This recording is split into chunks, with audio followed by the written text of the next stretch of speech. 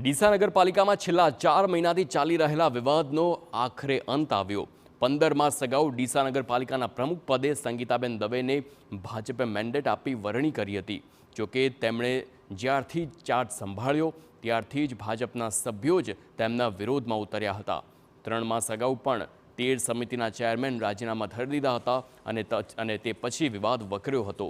ત્યારબાદ મંગળવારના રોજ 22 સભ્યોએ અવિશ્વાસની દરખાસ્ત કરી હતી અને આખરે પક્ષના આદેશ બાદ સંગીતાબેને પ્રમુખ પદેથી રાજીનામું આપી દીધું છે। જોકે સાથે જ તેમણે ભાજપના સભ્ય પદેથી પણ રાજીનામું ધરી દીધું છે। રાજીનામા મુદ્દે આક્ષેપ પ્રતિ આક્ષેપો પર પણ ઉઠી રહ્યા છે। શહેર ભાજપ પ્રમુખનું કહેવું છે કે સંગીતાબેનના પક્ષના કાર્યકર્તાઓ સાથે સંકલનના અભાવે તેમને રાજીનામું આપવાનું કહેવાયું છે। પણ બીજી તરફ સંગીતાબેનનો પણ આરોપ છે કે જ્યારથી પ્રમુખ બન્યા ત્યારથી જ તેમને ડીસાના વિકાસના કોઈ પણ કામ નથી કરવા દેવાયા। એટલું જ નહીં, તેમને અંગત કામો માટે પણ દબાણ કરવામાં આવતું હતું તેવો આક્ષેપ સંગીતાબેને કર્યો છે।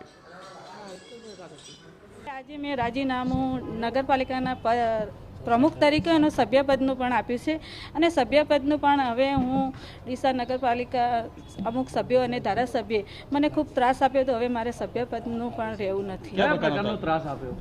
એમનો ત્રાસ ખૂબ જ માનસિક, એમના જે કામો હતા, ખોટા કામો મારા પાસે કરાવ્યા હતા, એમના અંગત કામો મારા પાસે કરાવ્યા હતા। હું એ કામો કરવા માગતી નથી। ભારતીય જનતા પાર્ટીના કોઈ કાર્યકર્તા કે અમારા ચૂંટાયેલા સદસ્ય જોડે એમનું કોઈ સંકલન ન હોવાથી ભારતીય જનતા પાર્ટી એમને સોમવાર 10 વાગ્યા સુધીનું રાજીનામું પણ એમને રાજીનામું ના આપતા સતત એમને બોર્ડ બોલાવી અને પાર્ટીની અવગણના કરતા।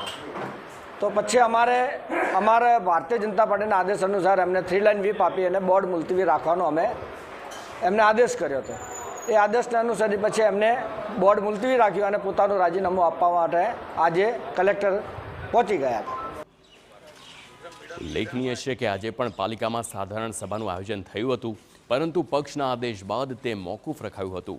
આક્ષેપ ઉઠી રહ્યા છે કે છેલ્લા 12 માસથી ડીસા પાલિકામાં સાધારણ સભા ચાલી જ નથી રહી, જેને લઈને વિકાસના કામો પણ અટવાઈ પડ્યા છે।